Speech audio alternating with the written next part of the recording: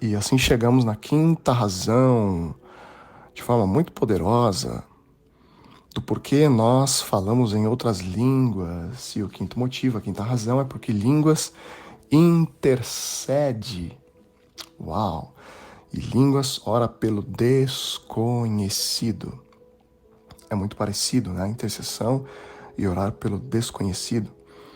Mas aqui uma pequena diferençazinha nós vamos ver. Agora, queridos, isso é muito poderoso. Eu tenho desfrutado e visto resultados poderosos intercedendo pelas pessoas em outras línguas. Veja, se na aula anterior nós vimos que a oração em línguas ora bem, porque ela é a oração perfeita, né?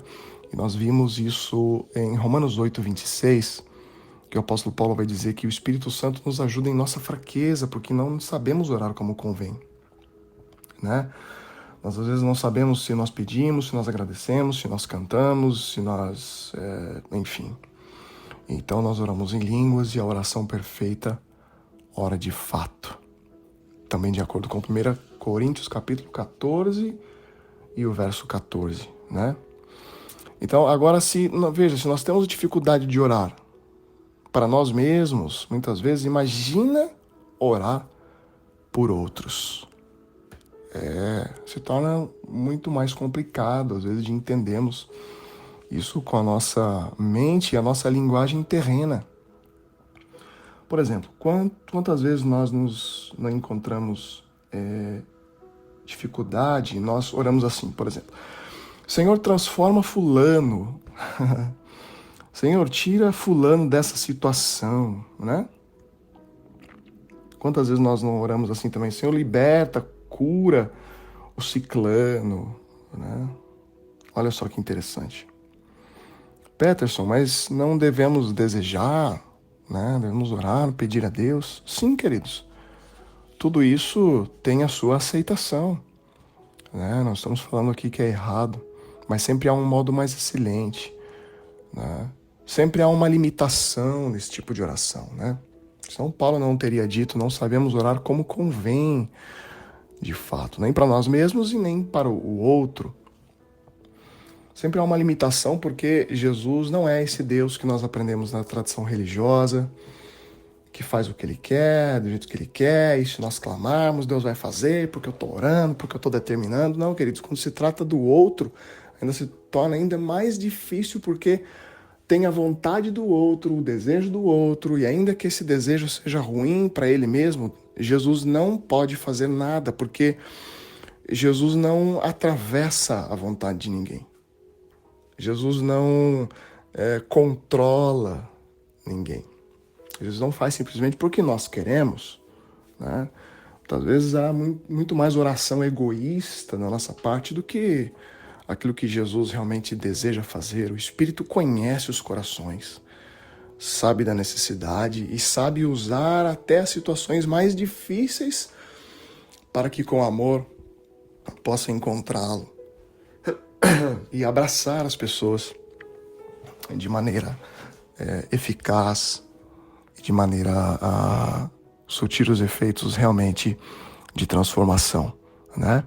Então, por exemplo, quantas vezes nós não oramos assim também? Ó, Senhor, que o Peterson venha conhecer a Tua palavra e, além de nós não irmos até a pessoa e ministrarmos a palavra a ela,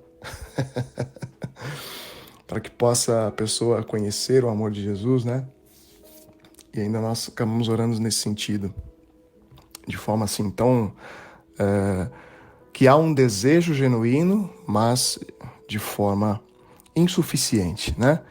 E aí Jesus, com todo o seu amor, como Ele não perde ninguém, Ele vem nos ensinar e diz, através do apóstolo Paulo, no verso 27, do mesmo capítulo 8 de Romanos: olha, aquele que sonda os corações conhece a intenção do Espírito, porque o Espírito intercede pelos santos de acordo com a vontade de Deus.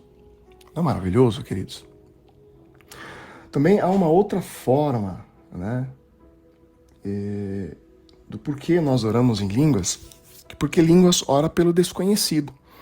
Nesse mesmo processo de intercessão, Também há coisas, né, e não somente pessoas, há coisas que estão acontecendo e que nós muitas vezes sentimos no nosso corpo. Por exemplo, quantas vezes você não sentiu no seu corpo algo estranho, aquilo que a gente chama de, entre aspas, uma má impressão, né?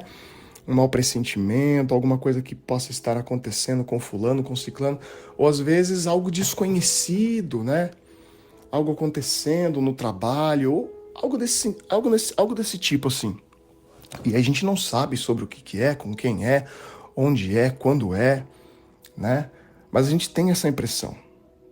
A gente sente a atmosfera ou a gente sente no nosso corpo, né? Ou a gente teve um sonho, mas a gente não sabe sobre o que é, a gente muito menos orar. Olha só, como que se torna cada vez mais distante, cada vez mais difícil, né? A limitação do entendimento terreno e muito mais limitado à linguagem terrena, seja português, inglês, espanhol, enfim, japonês. E aí Jesus é maravilhoso, né? Ele vem com essa linguagem tão poderosa que pode interferir nas regiões celestiais e trazer os benefícios. Quantas vezes, queridos, eu por muitas vezes durante esses anos senti que algo estava acontecendo, né? A respeito de alguma coisa. Então, quando a gente entra em línguas, oh, aleluia!